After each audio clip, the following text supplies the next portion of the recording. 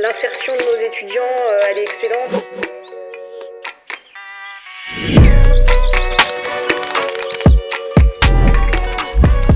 On peut être formé au processus d'habillement de toutes les facs, qui nous permettent de vraiment être en conditions réelles. Coraline, vous êtes responsable pédagogique du master biotechnologie. Est-ce que vous pouvez présenter la formation? C'est un master qui propose 3 parcours: biotechnologie synthétique, biomédicaments, conception et production, et un parcours analyse au débit. Et donc on forme des étudiants pour qu'ils puissent s'insérer ensuite aussi bien en côté académique que industrie et dans divers domaines des biotechnologies. En quoi cette formation répond-elle aux défis actuels de l'industrie pharmaceutique? Alors on sait que les biotechnologies, c'est un secteur qui est en plein essor, il y a des besoins spécifiques et on sait qu'on a à prévoir une forte croissance des recrutements dans les années à venir. Moi j'ai fait mon apprentissage dans une start-up en biotechnologie qui travaille sur les cônes marins. Donc on étudie les conotoxines pour en faire des biomédicaments. Je donne un exemple concret de projet de recherche ou d'études de cas sur lesquels les étudiants travaillent pendant leur formation. Alors durant la période d'alternance du mois de mai, on a la chance de participer à un projet de bioproduction à partir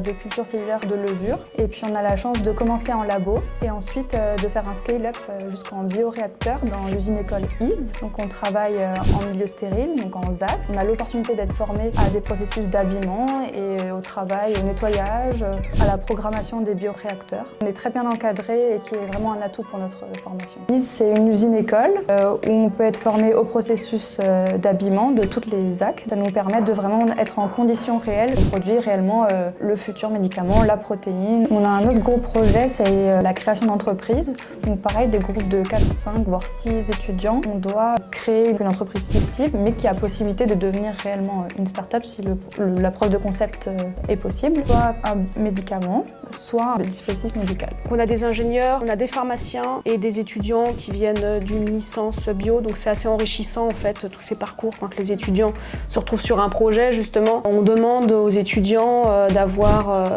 un niveau en anglais pour être capable en fait de suivre la formation qui est principalement en anglais. Cite au moins 3 métiers auxquels pourront prétendre les futurs diplômés.